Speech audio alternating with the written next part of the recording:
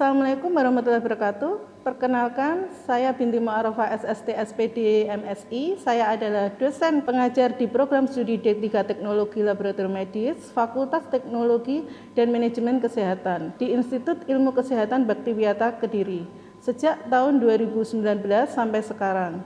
Sebagai dosen, saya melakukan pengembangan Tridharma perguruan tinggi, di mana bobot tertinggi fashion saya di bidang pengajaran 60%, penelitian 20%, pengabdian masyarakat 20%. Saya mengampu mata ajar praktikum bakteriologi 3 di semester 4 dengan bobot 3 SKS. Sebelum dilakukan praktikum di awal semester, saya dan tim menyusun rencana pembelajaran semester atau RPS dengan berdasarkan panduan pedoman kurikulum dari Asosiasi D3 Teknologi Laboratorium Medis AIP TLMI dan disahkan oleh Kaprodi D3 Teknologi Laboratorium Medis. Mata kuliah praktikum bakteriologi 3 ini merupakan mata kuliah wajib yang mempunyai capaian pembelajaran praktikum sesuai rencana pembelajaran semester atau RPS, di mana mahasiswa mampu bekerja sama, berkomunikasi, berinovatif, mampu melakukan proses evaluasi diri terhadap kelompok praktek yang berada di bawah tanggung jawabnya, mampu melakukan pembuatan media kultur bakteri, pengambilan sampel, teknik analisis sampel, menyimpulkan hasil yang didapat saat praktikum, mampu melakukan pemusnahan sisa sampel dan media setelah pemeriksaan serta perawatan laboratorium. Materi praktikum bakteriologi 3 dalam pembelajaran ini menggunakan daftar pustaka 5 tahun terakhir yang berhubungan dengan praktikum bakteriologi 3 dan jurnal-jurnal dari penelitian-penelitian sebelumnya yang relevan. Metode pembelajaran yang saya gunakan yaitu ceramah, diskusi, kuis, dan praktikum dengan tutorial dan demonstrasi. Pada proses pembelajaran ini, materi yang akan disampaikan menggunakan pendekatan DIA, Delivery Interaction Assessment. Pada delivery dilakukan di awal perkuliahan, saya menyampaikan kontrak kuliah kepada mahasiswa untuk 1 semester dan rencana pembelajaran semester atau RPS, di mana kontrak kuliah dan RPS dapat diakses langsung dari OASIS (Online Academic Information System) oleh mahasiswa. Selanjutnya, mahasiswa saya berikan materi tentang praktikum bakteriologi 3 yang memberikan pengetahuan dan keterampilan laboratorium pada praktikum bakteriologi 3 dengan menggunakan modul praktikum bakteriologi 3 dan e-learning model di OASIS yang memudahkan mahasiswa dalam mengakses materi ajar yang sebelumnya yang sudah saya upload. Selain itu, untuk diskusi secara daring, saya memanfaatkan teknologi yang ada sekarang seperti Zoom dan Telegram. Pemberian materi saya jelaskan secara sistematis dan terstruktur serta tutorial dengan menggunakan metode pembelajaran yang efektif sesuai dengan karakteristik praktikum dalam rangkaian pemenuhan capaian pembelajaran lulusan. Pendekatan interaction dengan model tanya-jawab, pembelajaran blended atau hybrid learning system, mahasiswa bisa lebih aktif dan kreatif dengan tutorial dan demonstrasi praktikum. Ada sesi kuis untuk mengetahui apakah mahasiswa sudah memahami dan mengaplikasikan praktikum bakteriologi 3 yang memberikan pengetahuan serta keterampilan laboratorium dalam pemeriksaan bakteriologi. Setelah praktikum dan diskusi, dilakukan asesmen. Setiap individu mahasiswa wajib membuat rangkuman materi atau laporan hasil praktikum secara lengkap dengan batas waktu pengumpulan laporan 1 minggu setelah pertemuan terakhir. Sistem penilaian praktikum ini terdiri dari keaktifan 25%, pretest 15%, tugas laporan 25%, postes 35%. Sistem pelaksanaan postes mahasiswa ada 2, yaitu postes pasif atau tertulis dan postes aktif atau praktek, dengan tujuan agar mahasiswa memahami kasus yang diberikan, terutama kasus praktikum bakteriologi 3, sehingga saya dapat mengetahui tentang kompetensi mahasiswa tersebut. Berikut salah satu contoh praktikum yang saya lakukan, yaitu praktikum bakteriologi 3 topik MPN 555 yang dilakukan secara luring di Laboratorium Bakteriologi 3. Selamat menyaksikan. Assalamualaikum warahmatullahi wabarakatuh. Selamat siang. Sebelum mulai materi hari ini, silakan berdoa dulu. Sebelum kita awali kegiatan materi siang hari ini, marilah kita berdoa menurut agama dan kepercayaan masing-masing. Doa dimulai.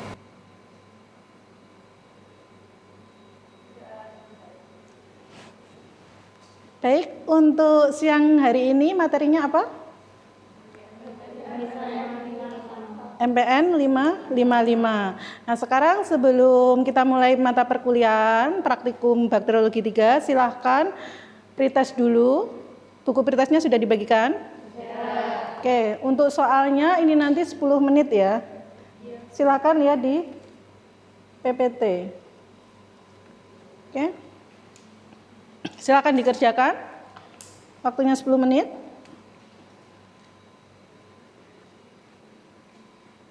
Waktunya habis, silakan dikumpulkan perwakilan satu anak mengumpulkan.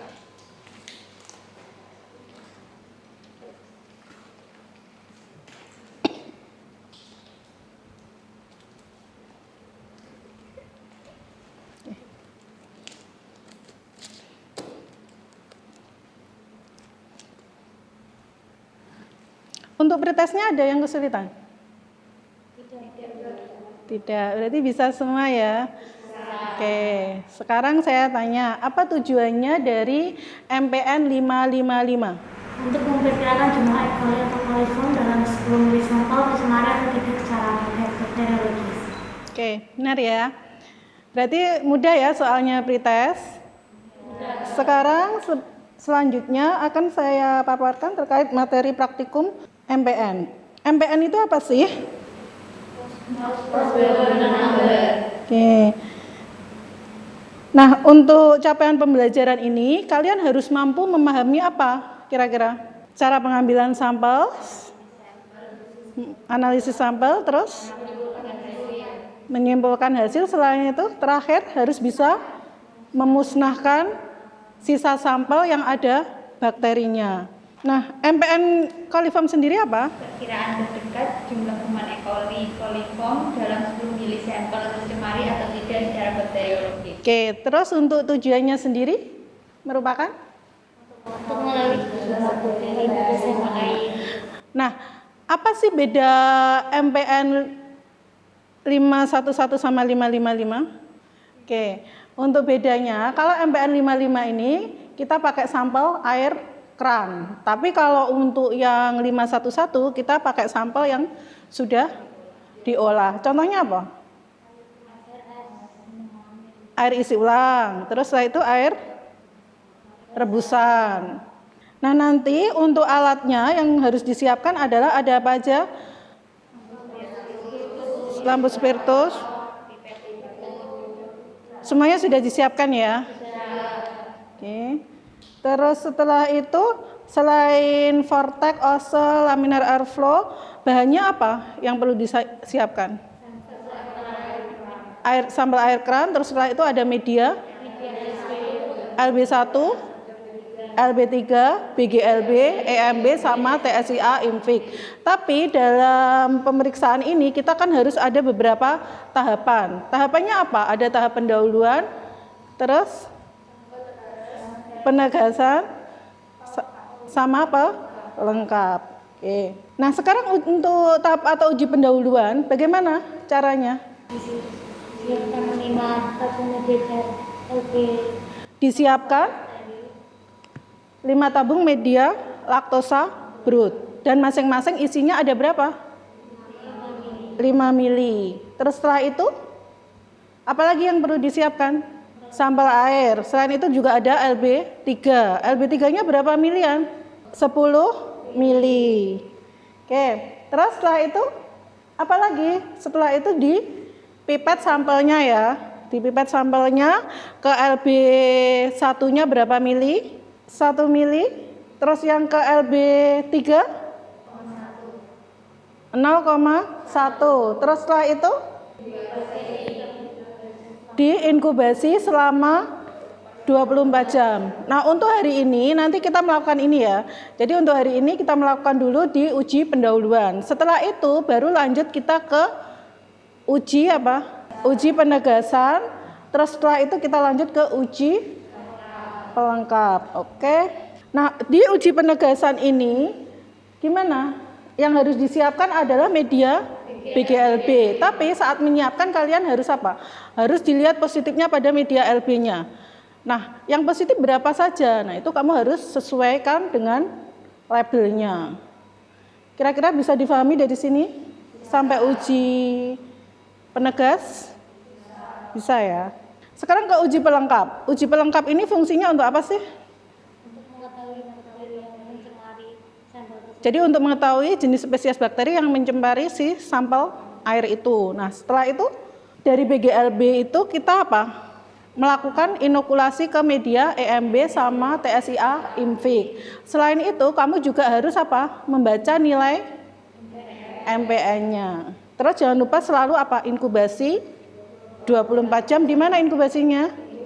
Di inkubator ya. Nah, ini untuk skemanya secara skematis. Tadi kan secara tertulis ya. Ini untuk skematisnya. Nanti kalian harus melakukan tahapan-tahapan ini. Jadi ada uji pendahuluan, terus setelah itu apa? Uji penegas sama uji pelengkap. Nah, untuk tabel ini merupakan tabel MPN. Nah, fungsinya untuk apa? Jadi tadi kan pada media BGLB kalian kan harus apa? Membaca nilai MPN-nya. Nah, ini disamakan dengan tabel ini. Jadi kalian harus menyamakan, oh ternyata itu pada media BGLB yang positif itu ada 311, berarti jumlah bakterinya berapa? Berapa jumlah bakterinya kalau 311? 14. Nanti saat penulisan hasil disesuaikan seperti ini, kalian saat buat laporan. Jadi penulisan hasilnya pada media LB3. LB3-nya itu ada kodenya A1 sampai A5. Terus selanjutnya LB1, B1 sampai B5. Terus LB1-nya lagi C1 sampai C5. Nah, apa sih bedanya B1 sampai B5 sama C1 sampai C5? Apa bedanya? Dari volume sampelnya.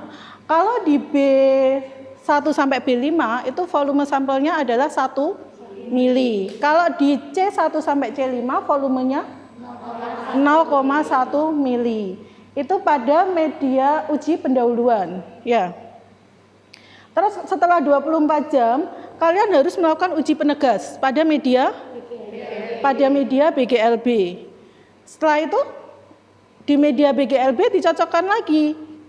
Apakah dia masih tetap yang sama positif dengan LB-nya tadi atau berubah? Nah, kalau memang tetap yang sama, berarti dicocokkan dengan nilai MPN. Terus dari BGLB yang positif gas terbanyak dilanjutkan ke EMB, TSIA, IMVIG. Terus setelah itu inkubasi, terus diidentifikasi. Nanti diidentifikasi EMB-nya itu metalixin atau mata ikan. Kalau metalixin kira-kira mengarahnya kemana? E. coli. Kalau mata ikan? Klebsiella. Baik, dari ini tadi yang sudah saya jelaskan, ada yang tanyakan? Tadi kan sempat dijelaskan mengenai MPN 555 dan MPN 511. Nah, itu perbedaannya apa selain dari sampelnya? Oke, selain dari sampelnya, itu adalah yang membedakan medianya.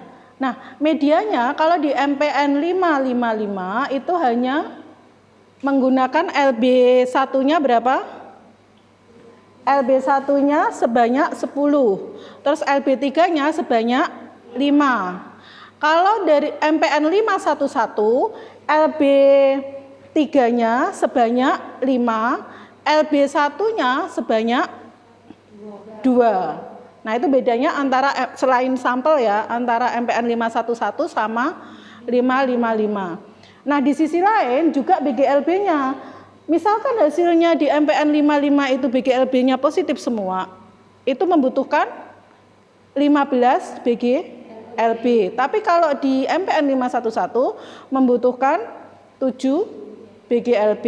Tapi kalau untuk media EMB, TSIA, IMVIG-nya masih sama. Sudah paham dari penjelasan saya? Sudah. Oke, sekarang kita lanjutkan praktikumnya. Sudah disiapkan media sama sampelnya? Sudah. Sama alat-alatnya? Sudah. Oke, silahkan untuk melakukan praktikum. Pemipetan sampel air kran ke dalam LB1 dan LB3.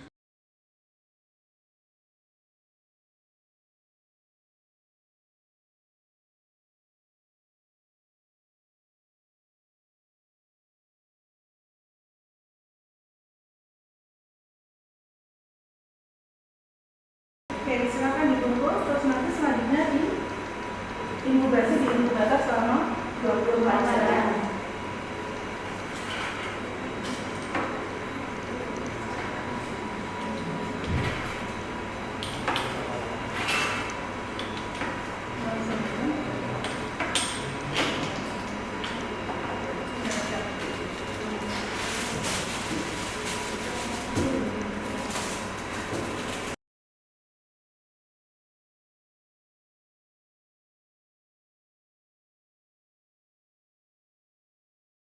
Inkubasi di inkubator selama 24 jam dengan suhu 37 derajat Celcius.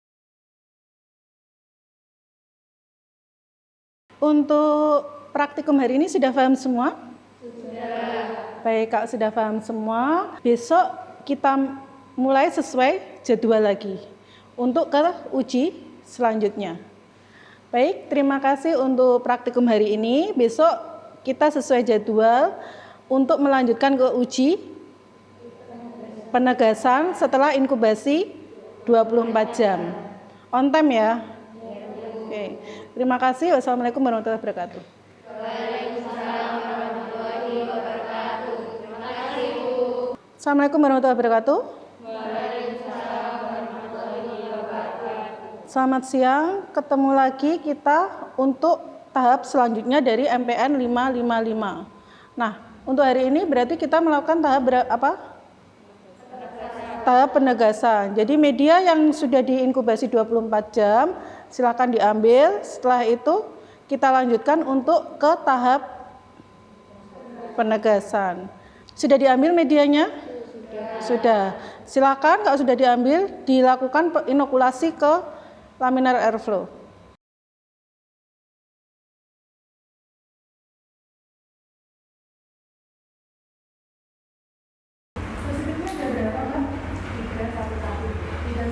Berarti setelah itu mau menjelaskan kemana kalau media BKLB. Oke, silakan dilanjutkan inokulasi.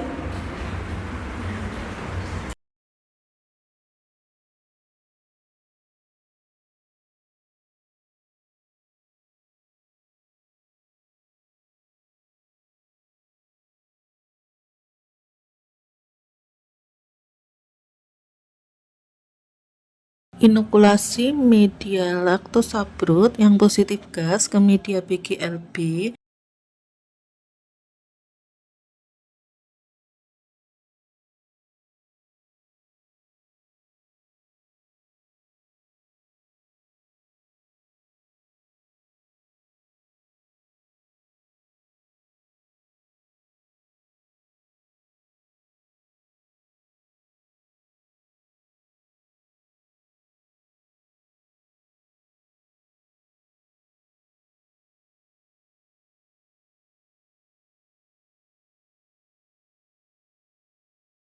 dan selanjutnya diinkubasi di inkubator dengan suhu 37 derajat Celcius selama 24 jam. Baik, untuk hari ini pada praktikum MPN 55 pada tahap penegas, ada yang ditanyakan? Belum ada ya? Ada kendala nggak tadi saat inokulasi? Aman ya, lancar ya? Oke, untuk besok kita lanjut ke tahap pelengkap, yaitu apa media yang perlu disiapkan sebelum praktikum? EMB, TSIA, sama IMVIG. Oke, sampai ketemu besok on time, jangan telat ya.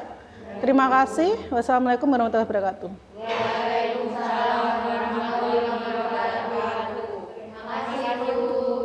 Assalamualaikum warahmatullahi wabarakatuh. Waalaikumsalam warahmatullahi wabarakatuh. Kita ketemu lagi untuk hari ketiga untuk tahap pelengkap. Oke. Nah, sekarang sudah dikeluarkan untuk medianya dari inkubator? Sudah. Medianya apa yang dikeluarkan? BGLB. Oke, sekarang dilihat yang positif berapa aja? Yang positif berapa? 3, 1, 1. Bisa dipindahkan untuk yang positif. Positifnya bagaimana sih? Keruh terbentuk gas. Nah, keruhnya berwarna apa? Awalnya Hijau. Oke, silakan dipisahkan yang positif.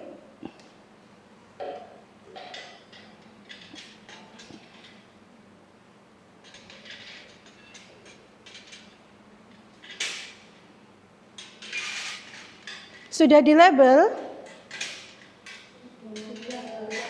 Oke, kalau sudah di label, berarti selanjutnya apa yang perlu kita lakukan? Nilai MPN. Untuk nilai MPN-nya bisa dilihat di tabel mana? Oke, tabel MPN ya. Berapa untuk nilainya? 14. Nah, sekarang kita sudah ketahui nilainya MPN, yaitu ada 14 koloni per 100 mili. Untuk besok kita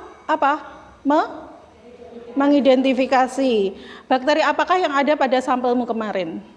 Oke, silahkan dilanjutkan untuk inokulasi ke TSIA, IMVIC, dan EMB.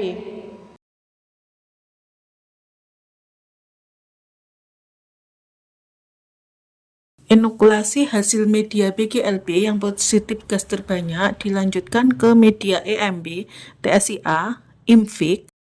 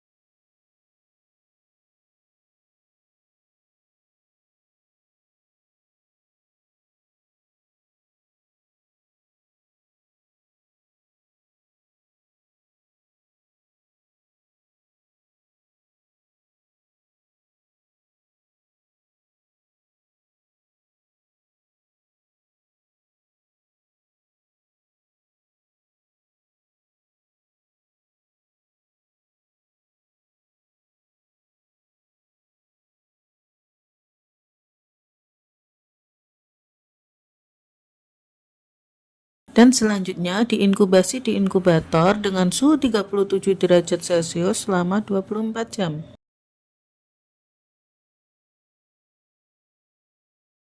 Untuk hari ini di uji pelengkap ada yang tanyakan? Belum ada ya. Sudah paham ya dengan semuanya? Besok berarti kita mengamati pada media EMB sama TSIA, IMVIC. Setelah itu baru mengidentifikasi bakteri apa yang ada di sampelmu. Jika nggak ada yang tanyakan, untuk hari ini saya akhiri. Terima kasih. Wassalamualaikum warahmatullahi wabarakatuh. Waalaikumsalam warahmatullahi wabarakatuh. Terima kasih, Bu. Assalamualaikum warahmatullahi wabarakatuh. Waalaikumsalam warahmatullahi wabarakatuh. Ini adalah hari terakhir untuk pemeriksaan MPN 555, yaitu pada tahap pelengkap. Silakan medianya diambil dulu yang ada di inkubator yang kemarin sudah diinkubasi.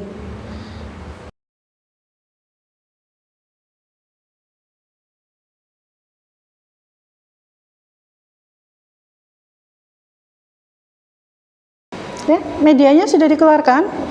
Ya, silakan dilanjutkan uji untuk uji COVAX sama apa lagi? Jadi untuk uji VP sama uji MR juga. Oke.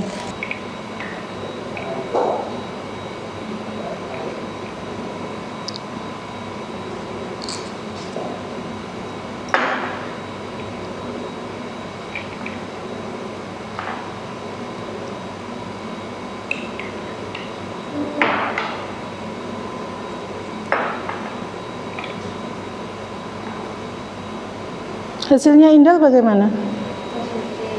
Hasil. Terus hasilnya MR? Positif. Positif juga. Untuk hasilnya VP bagaimana? VP itu percampuran apa sih? KOH sama alfa naftol.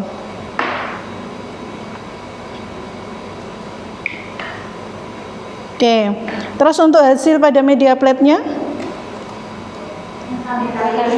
Metallixin ya. Kira-kira ini ke arah bakteri mana? Escherichia coli. Berarti dari sampelmu kemarin didapatkan bakteri Escherichia coli. Terus untuk kesimpulannya bagaimana? Ada yang bisa? Kesimpulannya? Oke, jadi kesimpulannya, jadi dari pemeriksaan sampel air kranmu itu didapatkan nilai MPN coli 14 per 100 mili. Kenapa kok kita bisa menyimpulkan bahwa di dalam air kran itu ada E. coli-nya? Ada yang bisa? Karena berdasarkan hasil dari media MB itu didapatkan metallixin, yaitu ciri khasnya dari Escherichia coli pada media MB. Kemudian pada intinya itu hasilnya indolnya positif, MR-nya positif, sitratnya PP-nya negatif, sitratnya negatif, sama TSI-nya asid-asid, gasnya positif, gasnya negatif. Oke, tepat ya jawaban dari Faiza. Ada lagi yang mungkin kurang paham dari pemeriksaan ini atau cara menyimpulkannya? Nah, kalau seperti ini bagaimana selanjutnya? Langkah apa yang kamu lakukan? Pemusnahan bakterinya. Tapi kalau fungsinya dari pemeriksaan kita ini kalau ke masyarakat apa? Bahwa air tersebut tercemar bakteri E. coli. Makanya kita saran ke masyarakat jangan sampai minum air mentah. Selain itu apa lagi? Selain itu jangan buat es batu dari air mentah. Karena kalau misalkan kita konsumsi air yang mengandung Escherichia coli, maka bisa menyebabkan sakit. Sakitnya apa kalau E. coli? Diare. Selain diare, kalau misalkan parah bisa menyebabkan apa juga? Mual, muntah. Kira-kira bisa nggak sampai ke ISK juga? Bisa ya, karena kan kita minum kan ya. Oke, dari sini ada lagi yang ditanyakan terkait materi MPN 555? Belum ada ya. Selanjutnya berarti kalian harus melakukan pemusnahan sampel karena tahu sendiri di sini adalah mengandung bakteri Escherichia coli. Nah, cara pemusnahannya bagaimana?